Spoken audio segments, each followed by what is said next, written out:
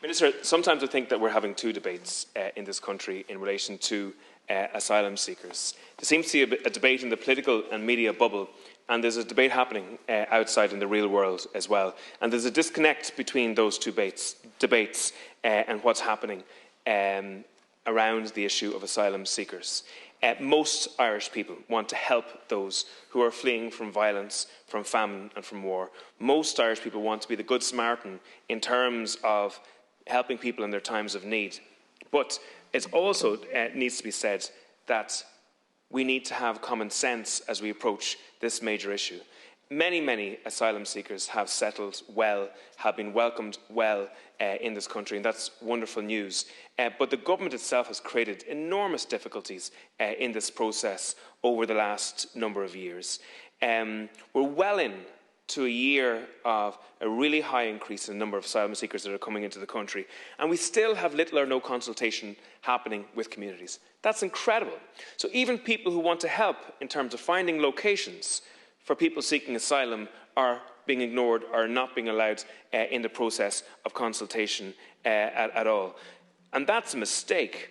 And to date, there has been little or no community dividend. And we have to accept the fact that many of these asylum seekers are being located either in regional areas or in working class areas. They're not being located in leafy suburbs in the country at the moment.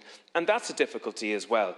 So many of these working class areas are suffering significantly from the lack of investment in housing, in health, in education and in transport.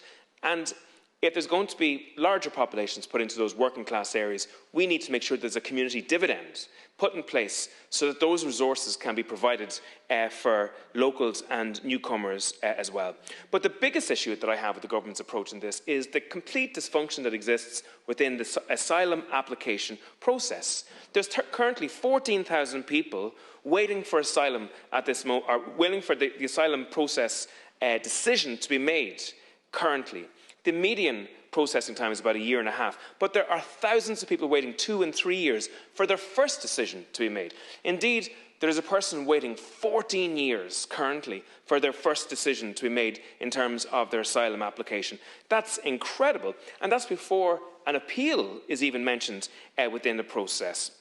So the job of that asylum application process is to differentiate between those who are real asylum seekers, who we need to help, and those who are economic migrants. That's the purpose of the system. But if you have 14,000 people who are still yet to have a decision made, well, that means that the state is providing accommodation for those who are economic migrants amongst those numbers. And given the pressures that we're under, that does not make sense currently. Now, it's also reported that last year 5,000 people came to Ireland seeking asylum without documentation or on false documentation.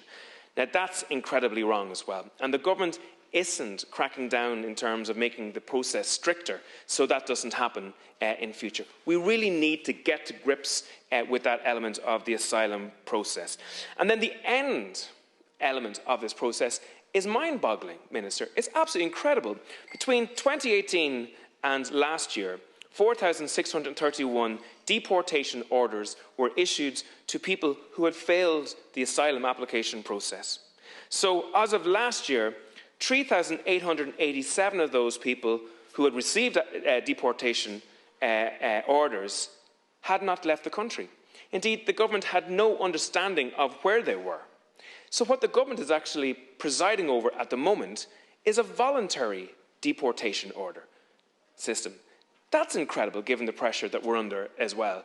And logic would, the idea that those who are successful in their application for asylum and those who are not successful in their application for asylum would have exactly the same outcome in the end, i.e. that they can stay in the country, is just incredibly wrong. And that we're spending millions on that differentiation process that's not actually differentiating an outcome for people in the long run as well.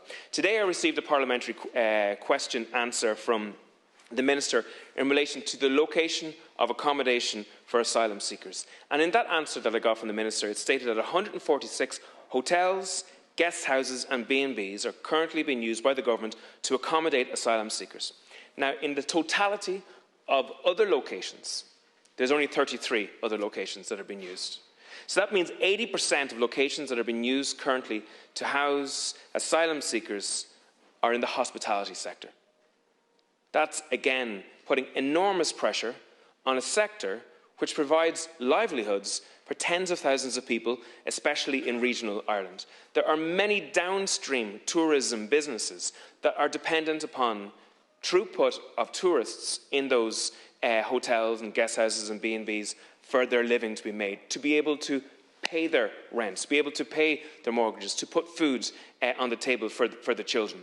And one of the reasons for this massive dependency upon the hospitality sector is because the government's incompetency, that is absolutely visible in terms of housing and healthcare and education, is completely visible in this sector too. So the government promised this time last year that 500 modular homes would be in place by October, and now one of them is in place at the moment. 85% of the pledged homes for Ukrainian refugees were never activated by the state.